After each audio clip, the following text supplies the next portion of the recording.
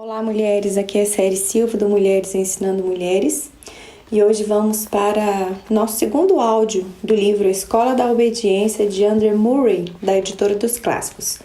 Só para sintonizar vocês, no capítulo de número 1, título Obediência, nós lemos o primeiro subtítulo, Considere as Escrituras como um todo, e o segundo subtítulo, Examinando a Obediência no Antigo Testamento. Hoje nós vamos terminar o capítulo de número 1 e vamos dar sequência no subtítulo de número 3, Examinando a Obediência no Novo Testamento. Vamos lá? Tópico 1. Lembramos de imediato o nosso amado Senhor e o destaque que Ele dá à obediência como a razão por que Ele veio a este mundo.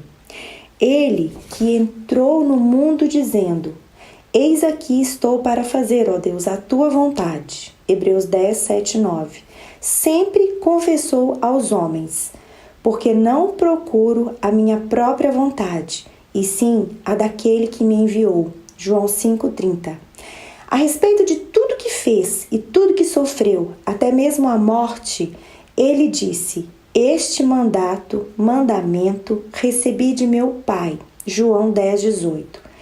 Se repararmos no seu ensino, encontraremos a todo momento que a obediência que prestou é a que ele requer de todo aquele que pretende ser seu discípulo.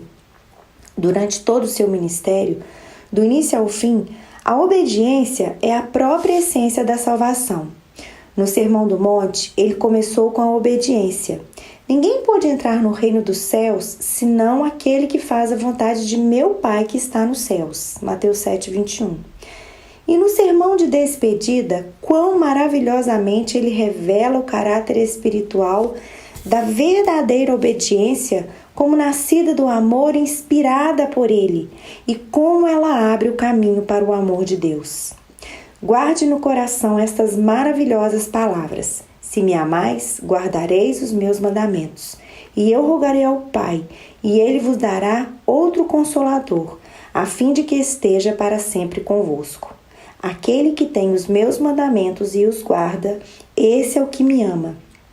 E aquele que me ama será amado por meu Pai. E eu também o amarei e me manifestarei a ele. Se alguém me ama, guardará a minha palavra, e meu Pai o amará. E viremos para ele e faremos nele morada. João 14, 15, 16, 21 e 26.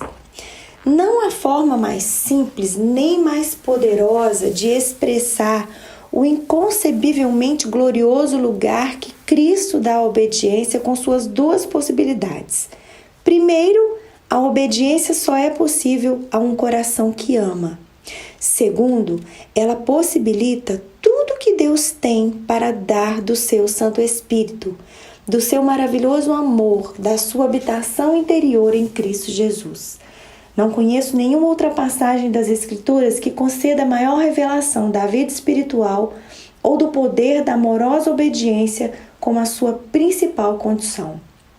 Oremos fervorosamente a Deus para que, pelo seu Santo Espírito, a luz dessa verdade transfigure nossa obediência diária com sua glória celestial.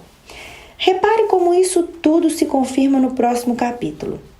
Quão bem conhecemos a parábola da videira. Quantas vezes e com que fervor temos perguntado como podemos permanecer continuamente em Cristo? Temos pensado em mais estudo da palavra, mais fé, mais oração, mais comunhão com Deus e deixamos de reparar a verdade tão simples que Jesus ensina com tanta clareza. Se guardardes os meus mandamentos, permanecereis no meu amor, juntamente com a divina confirmação do seu testemunho. Assim como também eu tenho guardado os mandamentos de meu Pai e no seu amor permaneço. João 15, 10. Tanto para ele como para nós, a única forma que existe para permanecer no amor de Deus é guardar os mandamentos.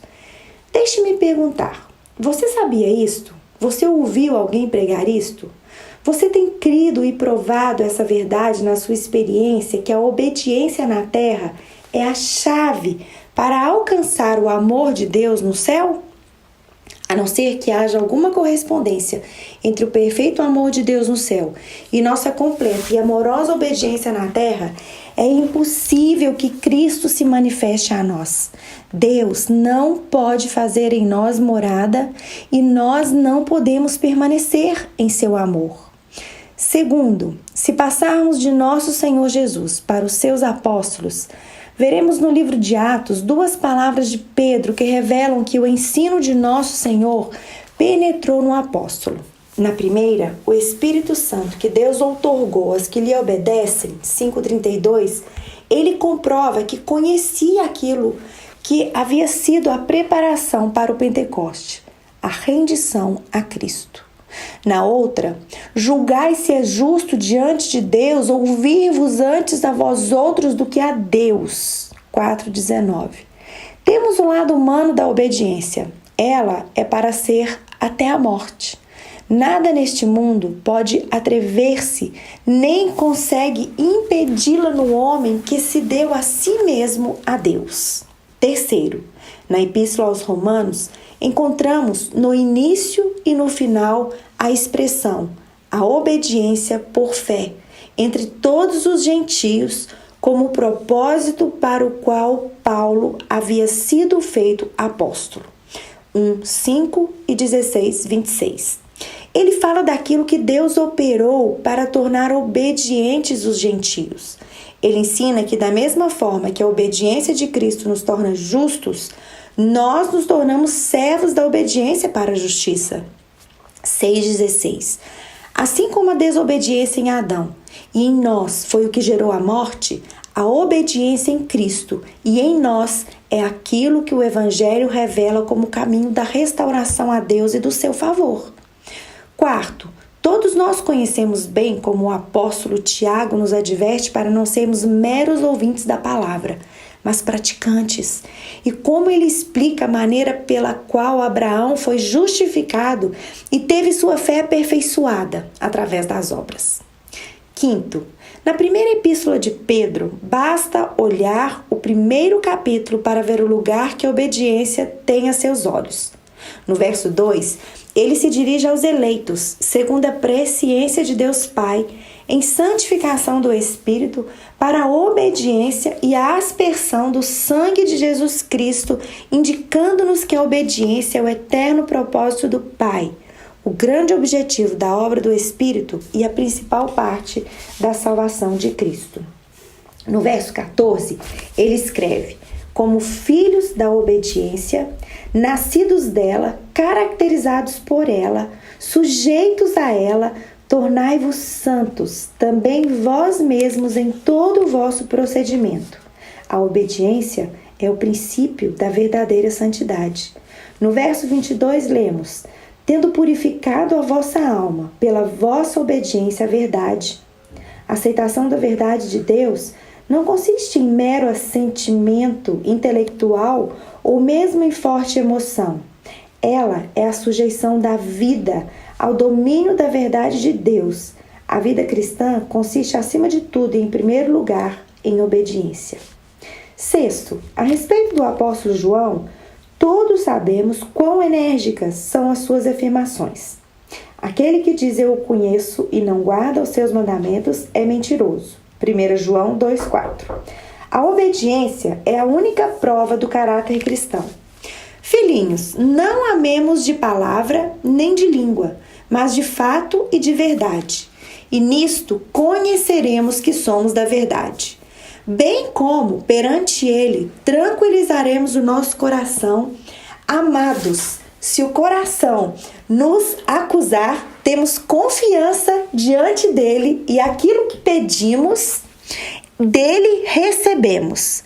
Porque guardamos os seus mandamentos e fazemos diante dele o que lhe é agradável. 1 João 3, 18 e 19, 21 e 22.